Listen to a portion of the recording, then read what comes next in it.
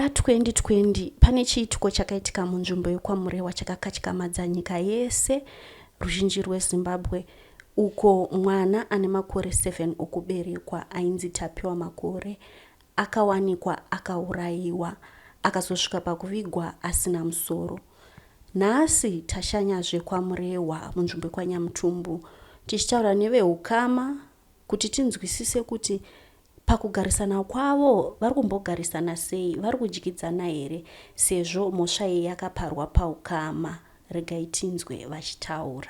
Ndakachionawo chakandikakamadzawo zvikuru, ndikafonerawo sabhuku neMaCID yanga ari muarea zvekuti ini ndakaona imbwa ichiuya nerwoko, ndakabva ndangoziva kuti rwoko irwi nderwe mwana ari kutsvagwawo, saka ndikabva ndangofonerawo sabhuku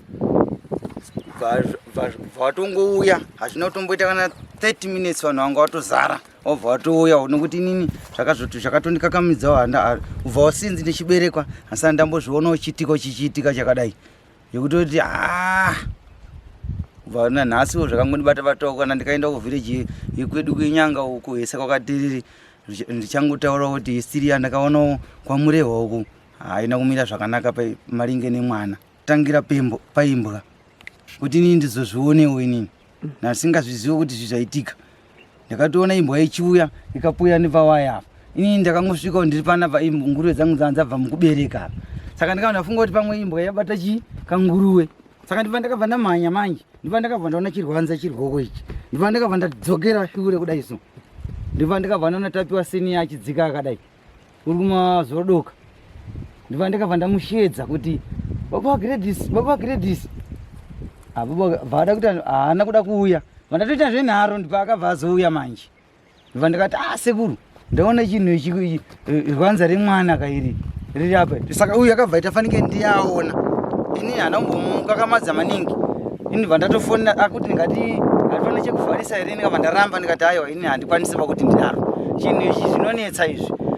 Vauya kudari vandangobata foni yangu vandatoona kuti handine nhamba dzasabhuku, ndatofonera sabhuku nguva yakare iyoyo zvoshuwa panomboita kana 30 minutes vanhu vobva vauya, saka iye akuuya manje Tapiwa sini yawo akitafanike ndiye aona chirwanza remwana iri.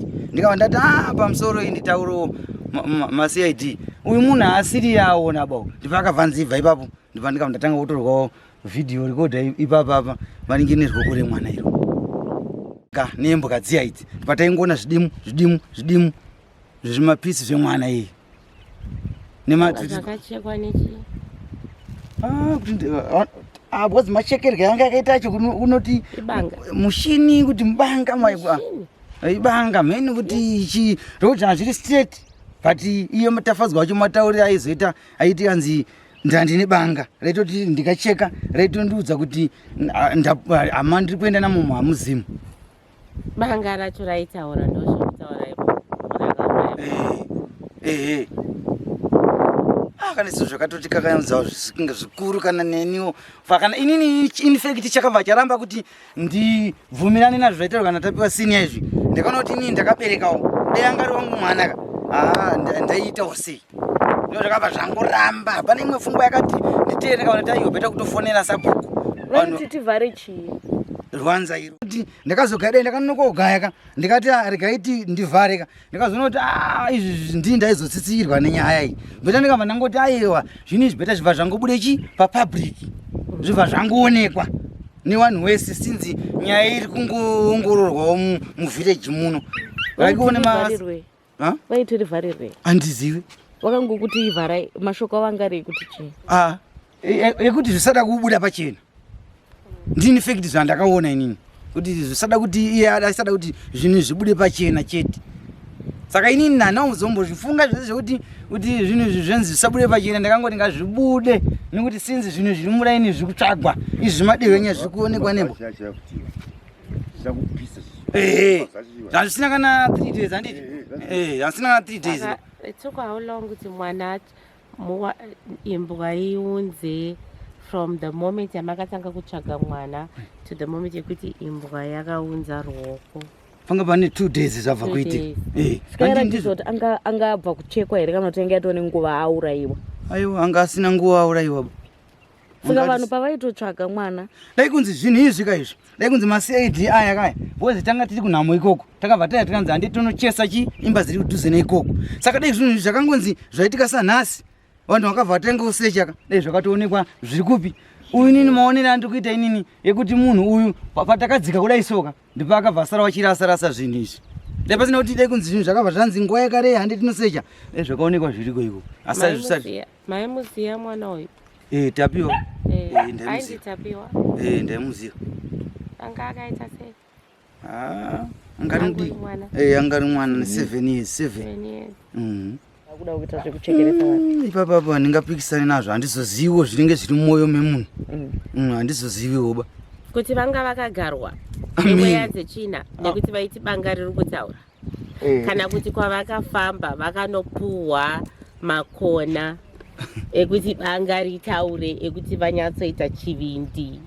kufunga kwenyu semunhu agara muno mutunhu unofunga kuti handi maimuziva kuti tafadzwa wese ndetovaziva wese maivaziva vese saka imimiwo pachivanhu sekufunga kwenyu nekuti muchaitawo sekuru muchaudza vazukuru venyu kuti ndizvo zvakaitika haisi nyaya yekukanganika kayamu aiwa kana izvozvo ndimbokanganwa iyoyo imimi mukanyatsozvifunga pachivanhu munofunga kuti anga akagarwa here enge iri ngozi anga ari midzi inonzi chii mashavi anga ari mishonga makona here inini munhu uyu maziviro aindatomuita handizivi kuti angatori munhu aitoratidzawo rudo mune vanhu kuti chii chakazomugara ndo zvakatonetsawo ini kana kubvunza iwo Makore vari apa vanomuzivawo histiri yake inini kuzoti nditouye pano ndakatogarawo ikoko tiri kuzotoonekwa kushanda mashandiro andaita kuzi ndizouye panapa tiri zamana asachatondipawo mari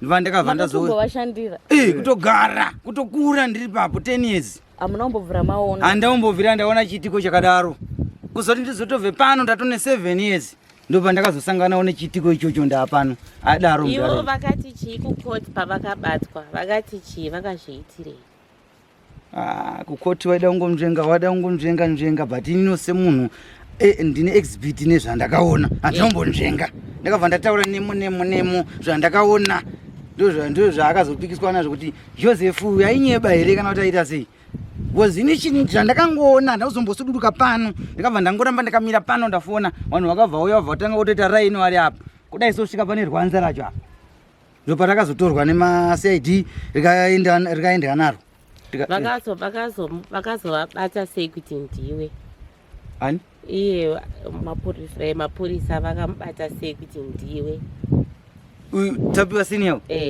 aingoonekawo nezvaiita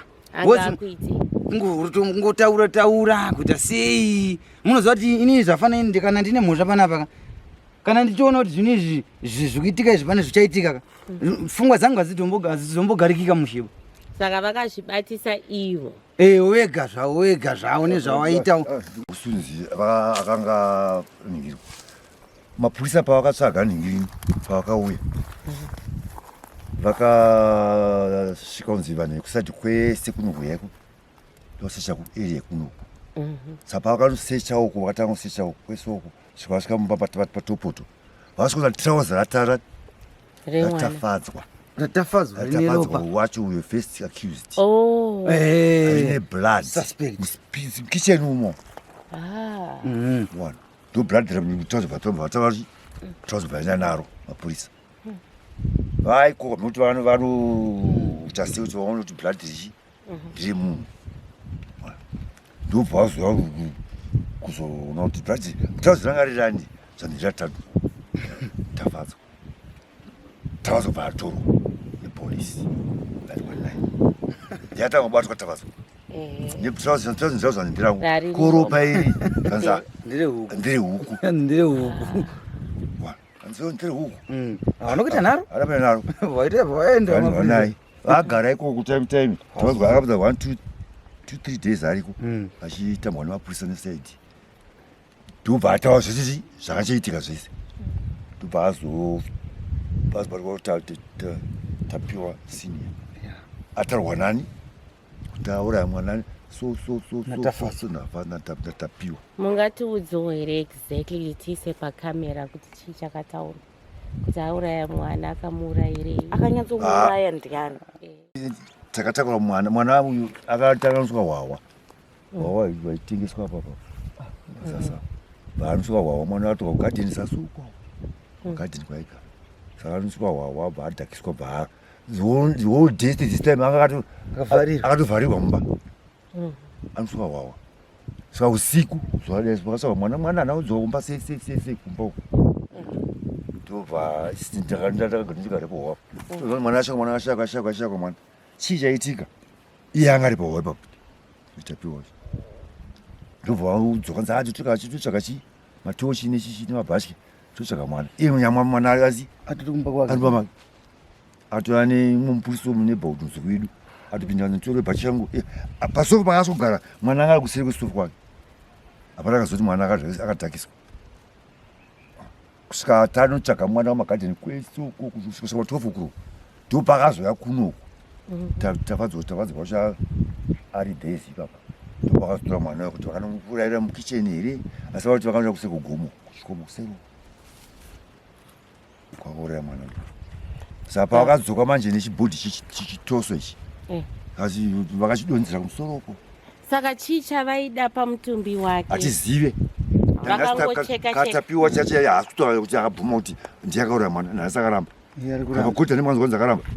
Kuzvese hazizi hapana anoziva. Saka haasi kutaura. Haasi kutaura nhasi hatauri. Hamuna kushevedzawo here vakuru? Vakuru vai? Nyanga.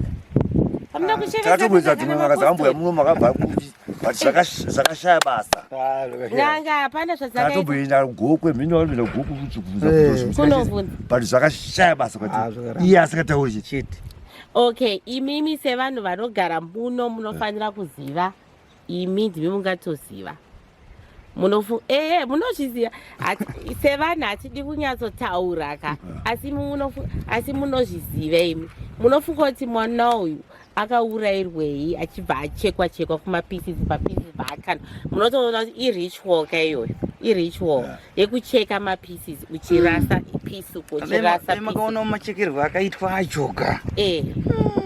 Satikwanise kuziva aiwa ivi sevanhu vakuru nekuti ivi makura.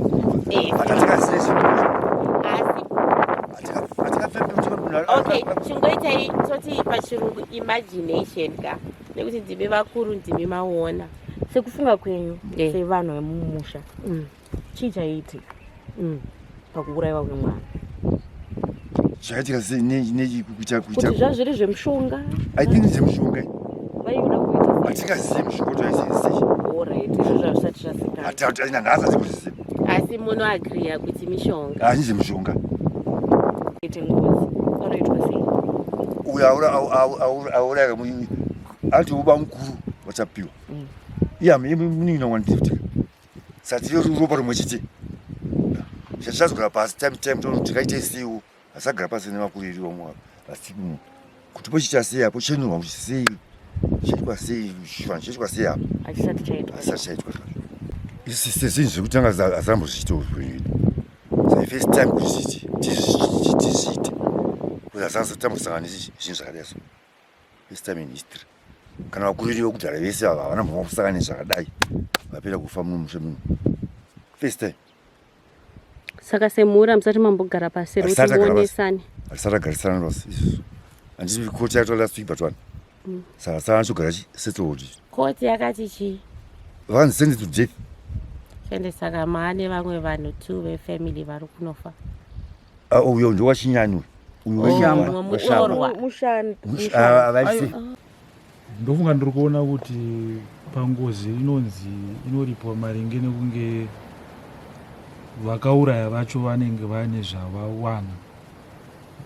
Imwe nguva kana vakabatana ivo pachavo kuti vauye vachiripa as a family ndovanga vambe kutanga kuti vauye kuzoripa kwete so vakaurayirwa vangange vanoti tiripei because spiritual ndofunga zvinenge zvichiitwa maybe inototanga zvabvunzirwa kana kuti iyo ngozi yacho maybe inogona kutotaura pachayo kuti muripo wakamira zvakadai so ndomanzwisira andinoita.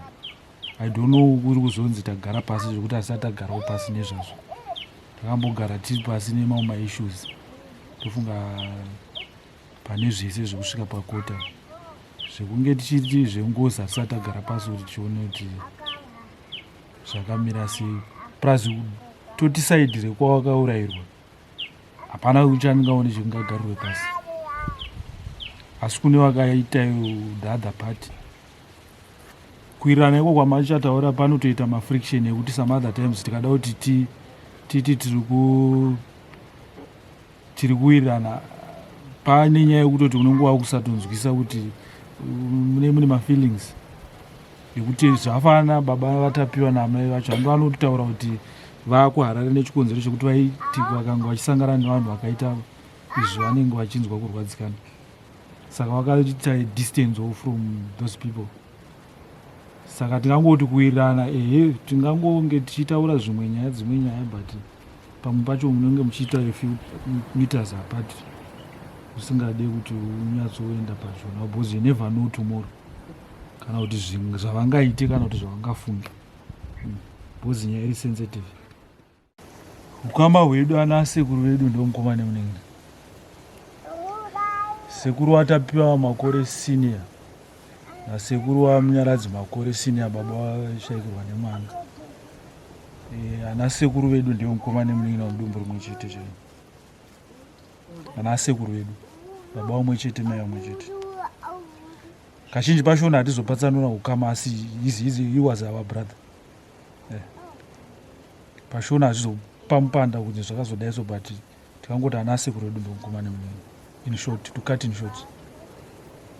Mukurarama kwenyu makambonzwa zvevanhu vanoita zvekuchekererwa up close sezvaitika ikonokuti this is the first time kuzvinzwa nezera rangu munyaya zvinongonzwika zera rangu handingambotadza kunzwa kuti pane zvinochekereswa dzakawanda nyaya dzatinonzwa even munyaya dzinonyorwa indatokurisa kapanyaya dzekudzinzwa tatonoita nekudzinzwa but ameno mabvunzira muda wanyatsoita chaiwo kuti alright zvevanhu vanochekeresa vanhu inyaya dzatinoita kunzwa tisina munhu watinonyatsoti apa pamba apa panoita sei panochekereswa munhu is this what it's a secret thing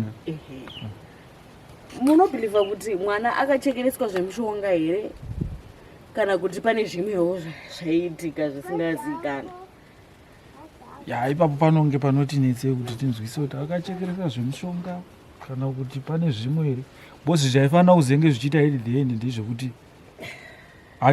handipa kutsanangurwa kwazvo zvese zvinonzi mwana urayiwa tafadzwa shamba pakutsanangura tifuka pakutaurwa pakesi paipe tafadzwa shamba taura pamaindications kuno aitsanangurwa takadai at the end pakaze musoro hauzozikanwa kunzi wakapiwa hani bhozi uyu hama yedu hapana chairi kutaura saka we never know kuti ajenda yavo yakanga iri ipi.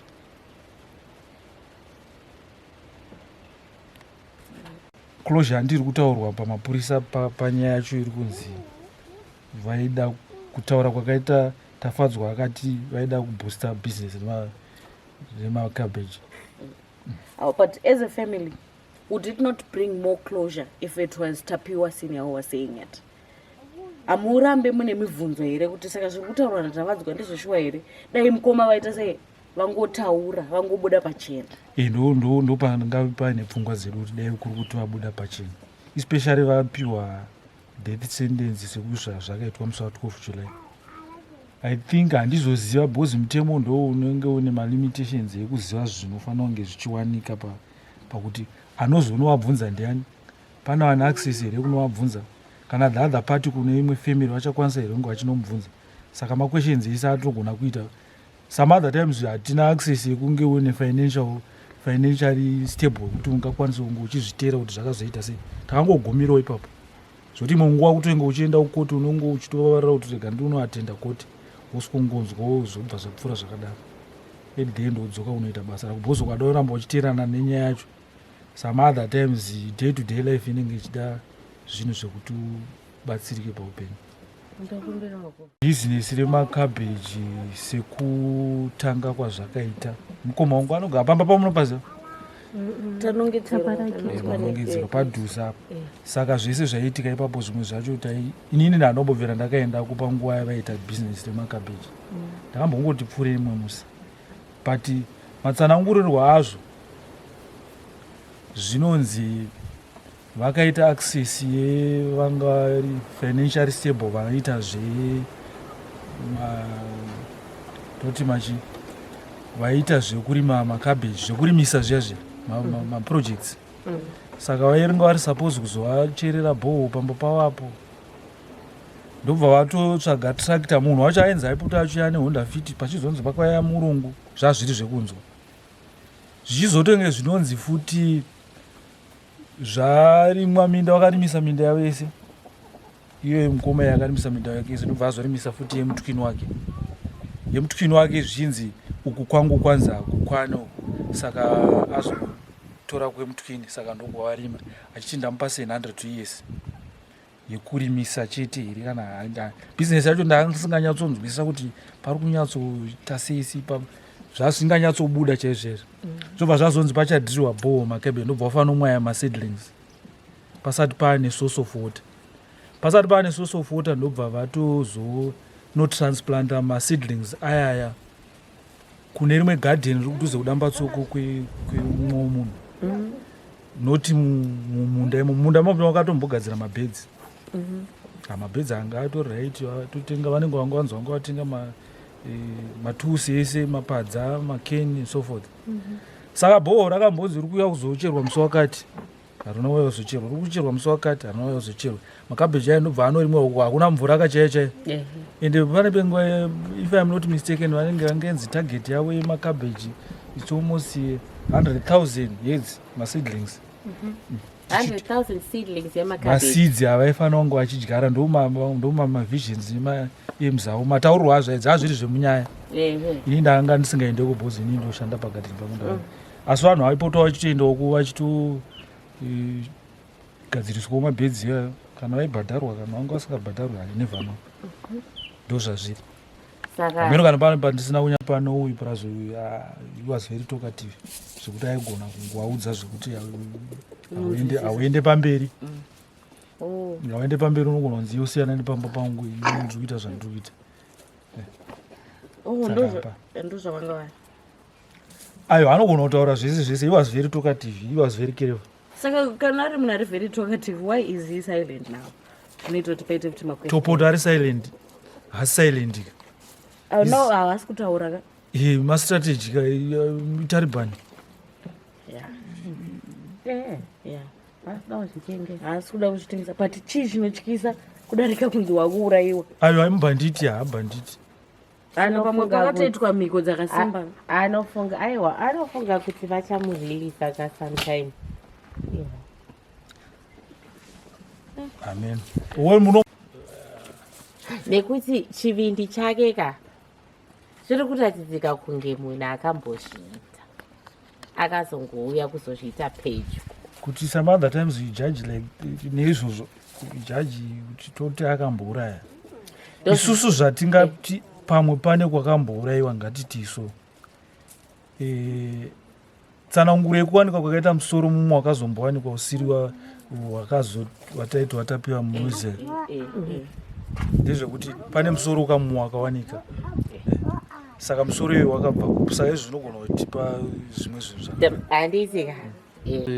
Sekubvunza kwamuri kuita isusu as family tinogutsikana nemutongo wakaiswa watakasvika pasendensi yavo kumana, asi closure chaiyo chaiyo yemusoro wemwana kuti tinyatsoti ndopaperera nyaya. Isu kwatiri hatisi kugutsikana nekuti hatina information chaiyo chaiyo kuti chii chakaitika musoro wemwana papi. Vanhu vacho varipo vari kupiwa mhosva, asi havasi kuda kutaura pamusoro pemusoro wemwana. Ndo pane nyaya imwe inenge ichiti vakunzi vakunourayiwa zvachika, asi havana kutiudza kuti zvakanyatsofamba sei, musoro wacho vakaisa kupi zvakadii. Tiita kunzwa dzimwe nyaya dzakutaurwa nana Shamba naGeruda, zvimwe zvacho isi hatizvitori, zviri kutaurwa ne3rd person.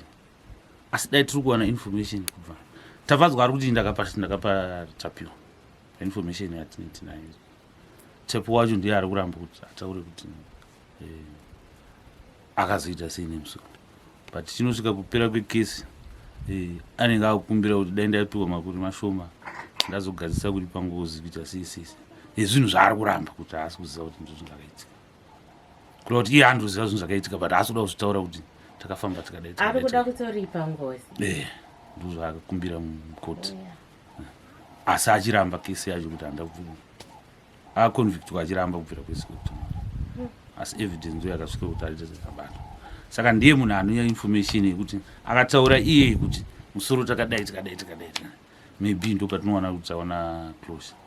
Uzi kumashure kuti akambopuwa umwe musoro wakangowanikwa iskala pakugadzirwa nyaya yekunzi wakabikwa wakaita sei, zvisiri kubva kune vanhu vacho vakaita sei. Wasiri musoro wemwana, ongori musoro wemwana waenda kupathologist vakati ndiwe munhu ane 12 years ndabava. Mwana wa 7. Mwana wa 7. Saka zvino ndobva kwazoitwa madini mamwe atisina yanga yawanikwa kupi skull iyoyo? Yawanikwa kumakura.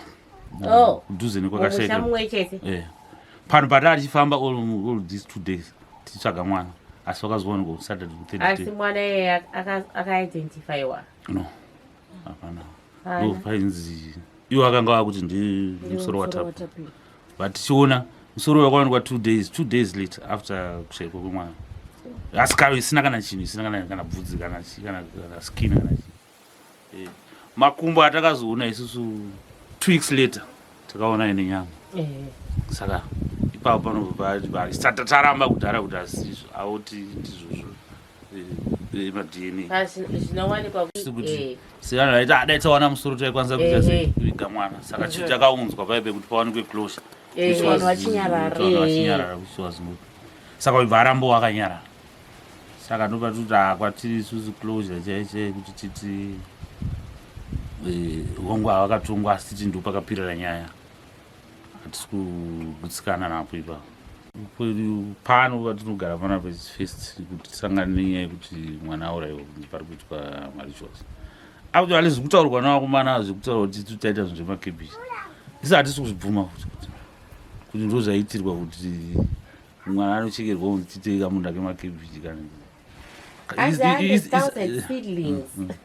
kureva kuti makebhichi anombobvira aonekwa zvakagumira pamaseedlings. Vangoita makebhichi vakanoita, ndofunga vakanoita 2000 iri makebhichi achibva mu 50,000 seedbed. Vakatoita 2000 makebhichi.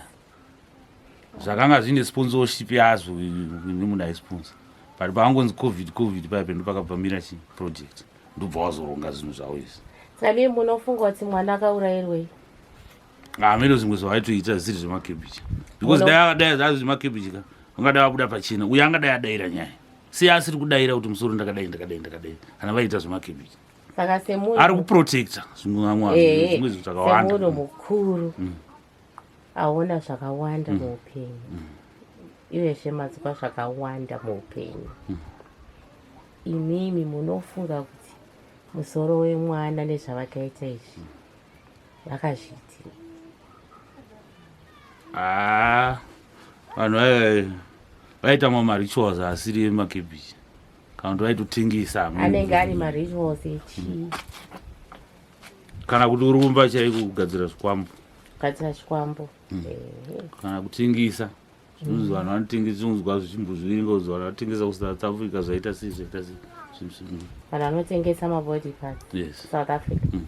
Tinozvinzwa, tinozviverenga tichizvinzwa. Ndisaziyabuda pa-TV hakudi ma-CV Sly Media TV yandispota ndiri mustreet ndazoona ndapa news ndakawandwa nema-views Sly Media TV mandichinjira ang ma-dreams Sly ya Sly Media Sly ya Sly Media Sly ya Sly Media Sly ya Sly Media kuchinja vision yema-ghetto youth kuchinja life yema-ghetto youth kutipa nzira sema-ghetto youth kutipa gwara ramangwana rakanaka Sly ya Sly Media.